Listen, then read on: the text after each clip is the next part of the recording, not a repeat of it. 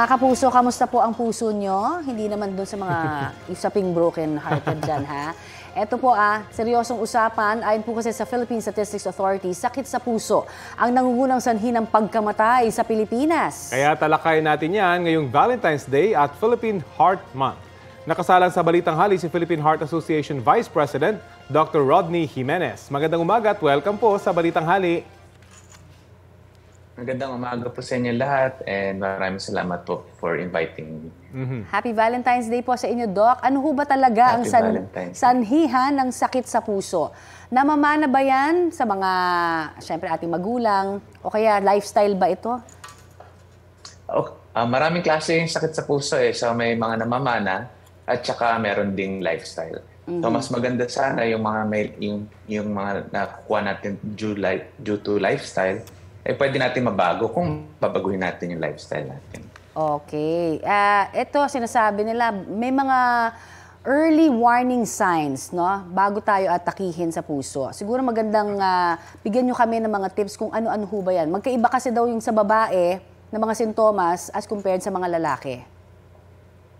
Okay. So, yung typical na sinyalis ng pagkakaroon ng atake sa puso, no? Hindi yung general na sakit sa puso. So, yung one is yung mabigat yung nararamdaman sa dibdib. So, parang may nakadagan yung usual description nila. And then, yung iba naman parang nahihirapan huminga. Or yung iba naman minsan may numbness or pain sa sa neck, shoulder, and arms. No? So, doon sila nagkakaroon ng parang sinyalis ng may atake sa puso. So, yung sinasabi nilang pagkakaiba sa babae, sometimes kasi yung babae parang diagnose kasi minsan sasabihin nila na parang itong babae ay parang umaarte lang pero actually parang ito na po yung sakit sa puso. So akala nila parang different sila pero actually almost the same, no? Yung sinyalis ng babae tsaka lalaki. Nadidismiss lang yung simptomas ng mga babae. Okay. Meron bang kailangan gawin, first aid siguro na po pwedeng maibigay po sa mga inaatake o dapat talagang mabilis dalhin na kaagad sa emergency room? Actually, walang first aid, no? So, sa feeling nyo na nararamdaman yung kakaroon kayo ng atake sa puso, dapat pumunta na po talaga sa emergency room para mabigyan lunas kaagad. Kasi hindi po pwede yung maglalagay na lang tayo ng gamot, baka hindi naman po yun atake sa puso. May iba po kasi mga klase din ng sakit sa dibdib na hindi naman po atake sa puso. Ayan. So, kailangan pumunta agad sa emergency room. Yung pong sinasabi kasi ng Philippine Statistics Authority, number 1 cause of death, yung ischemic heart diseases. Ano ho ba ito at kahit sino ba po pwedeng tamaan po nito?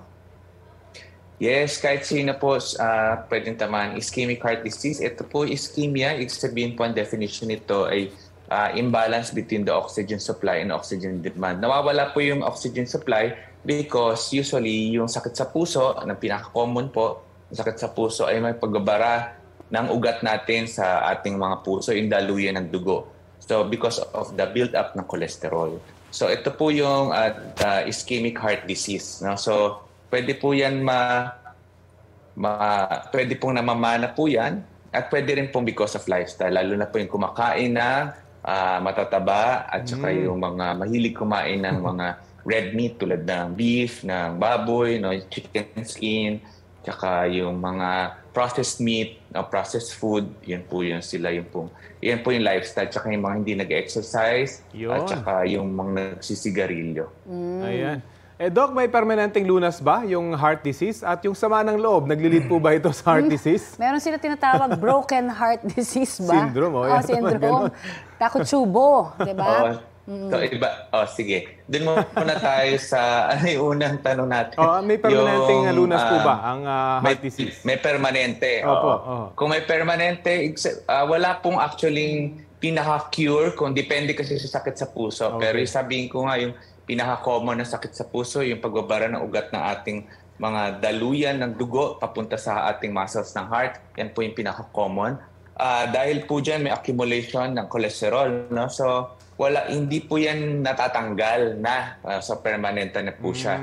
Ang gagawin na lang po ng mga gamutan natin is mabawasan yung progression, mabawasan yung pagdami ulit ng cholesterol. At saka kung barado po siya, pwede naman po siya mabuksan through an invasive procedure.